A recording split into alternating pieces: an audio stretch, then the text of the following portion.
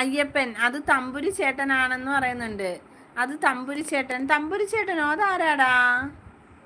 അതിനകത്ത് കാശിനാഥൻ എന്ന് കിടക്കുന്നു. കുക്കു ഞാനുണ്ട് ഇവിടെ എന്ന് പറയുന്നുണ്ട്.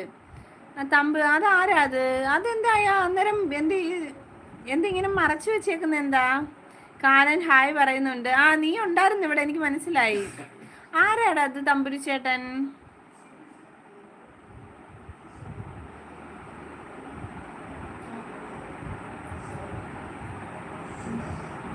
ഋതു അല്ലെന്ന് എനിക്ക് മനസ്സിലായടാ.